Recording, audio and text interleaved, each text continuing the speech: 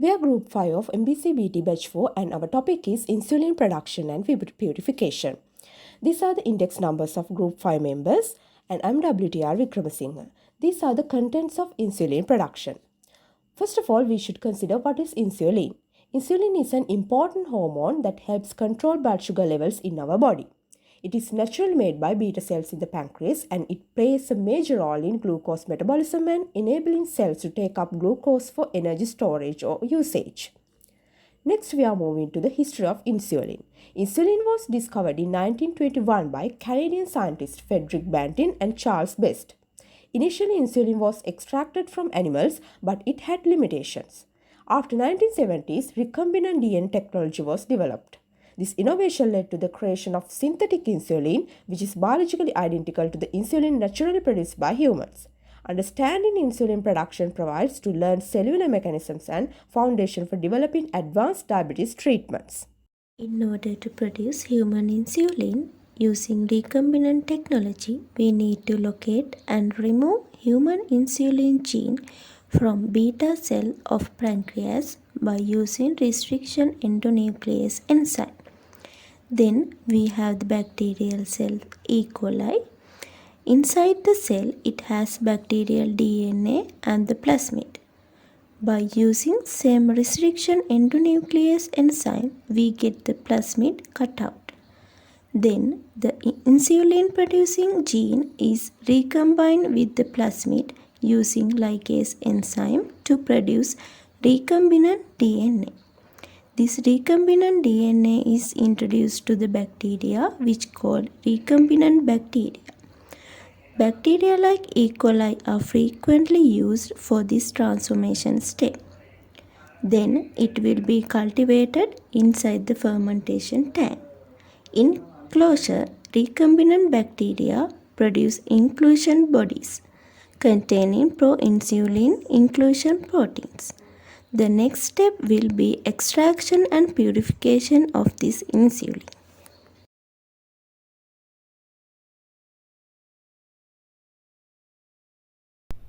Once solubilization has taken place, oxidative sulfatolysis of the pro-insulin is carried out. This step ensures the stabilization of the protein by the addition of sulfur trioxide groups to the cysteine residues in the protein which carry a reduced sulfur residue, helping to maintain its unfolded form. Sulfatolysis is usually carried out using a mixture of sodium sulfide and sodium tetrathionate in optimal pH and temperature, thereby ensuring an increased yield of the protein. Next is cyanogen-bromine cleavage. Formylmethionine is a modified methionine used as the first amino acid in most bacterial proteins. This is cause for serious concern as formylmethionine is usually recognized as a foreign body by the human immune system and subjected to immunogenic reactions. This is done by incubation of the formic acid suspended protein sample with cyanogen bromide to cleave the signal sequence methionine, although this technique does have some drawbacks. Next is buffer exchange. The cleaved protein now resides in an environment of residues and contaminants containing formic acid, cyanide derivatives, and other byproducts, which could potentially affect the protein stability and functioning. For this, one or more techniques such as dialysis, diafiltration, and size exclusion chromatography is carried out. Next, renaturation. Renaturation or refolding of the cleaved polypeptide chain is necessary for the formation of its native structure. This is done by the use of a buffer with appropriate conditions such as pH, ionic strength, and stabilizers. Here, misfolded proteins can also be removed by carrying size exclusion chromatography once again. Lastly, enzymatic cleavage. Enzymatic cleavage of proinsulin is a critical step in the production of active insulin. Proinsulin, the precursor to insulin, contains three regions: the A chain, B chain, and the connecting peptide or C peptide. To produce active insulin, the C peptide must be removed enzymatically, leaving the A and B chains linked by disulfide bonds. This step is done using trypsin and carboxypeptidase, which cleaves the arginine-arginine and lysine-arginine residues in the polypeptide chain, thus forming the mature insulin.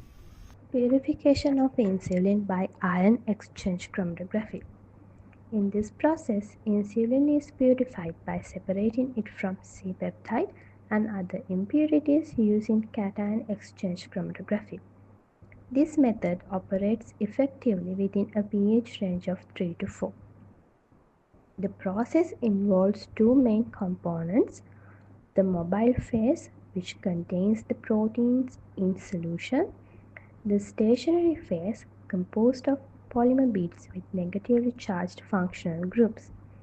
The purification process can be broken down into four main steps: equilibration, loading the sample, washing, and elution. Step 1. Equilibration. First, the column is equilibrated with a starting buffer. During this step, positively charged ions in the buffer bind to the negatively charged functional groups on the resin. Step 2. Loading the sample. The sample is introduced into the column. Here, the positive charged ions in the sample, such as insulin, displace the previously attached ions on the resin. Meanwhile, neutral molecules and negatively charged ions, such as C-peptide, are unable to bind to the resin and are eluted from the column. Step 3. Washing. In the washing step, any unbound or loosely associated molecules are removed from the column to ensure only the desired proteins remain attached. Step 4. Elution. Finally, the elution step separates bound molecules on the resin. Loosely bound proteins are eluted first, followed by tightly bound proteins such as insulin. Once elution is completed, the collected fractions are analyzed. Purification using reverse phase high performance liquid chromatography. The acetonitrile mobile phase is forced through the column under high pressure by the pump. The degasser removes dissolved gases from the solvent. Thereafter, the sample is injected into the mobile phase and it is loaded into the C18 column as shown. In the column, the molecules move through the nonpolar stationary phase. More nonpolar molecules travel slower and retain due to the interactions made, while polar molecules travel faster and get detected first. The molecules are detected by the detector and recorded by the recorder as shown. Peaks will be generated in a graph of absorbance against retention time. Our next step is to exchange the buffer using size exclusion chromatography. To exchange the buffer of the medium and to remove the acetonitrile from the medium, this gel filtration chromatography can be used. Therefore, the insulin precipitate is suspended in water and the pH was adjusted to 3.0. Then, the sample was added to a column packed with Cephardex G25 with a size exclusion limit of 1000 to 5000 Dalton porous gel beads equilibrated with 5 millimole ammonium acetate. Then, the larger molecules, which are insulin with 5808 Dalton, elutes faster, while acetonitrile, which is a comparatively small compound, travels along with the solid phase and elutes slower. Therefore, insulin fraction can be collected earlier. Since we need to identify the insulin fraction, absorbance can be measured at 280 nanometers using a spectrophotometer. Thereby, we can separate our insulin fractions from acetonitrile and it is in the buffer that we needed. Protein analysis.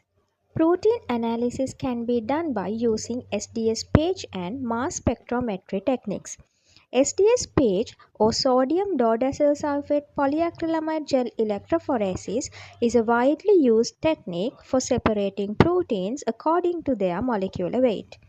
It involves denaturing the proteins with sodium dodecyl sulfate and often a reducing agent, then separating them using polyacrylamide gel electrophoresis. SDS is an anionic detergent that binds to proteins in a ratio proportional to their length, imparting a uniform negative charge.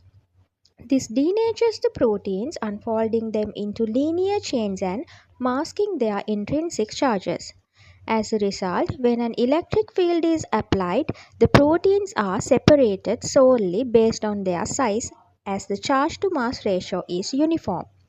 In mass spectrometry, the masses of different proteins and peptides are determined by measuring the mass to charge ratio of their gas phase ions.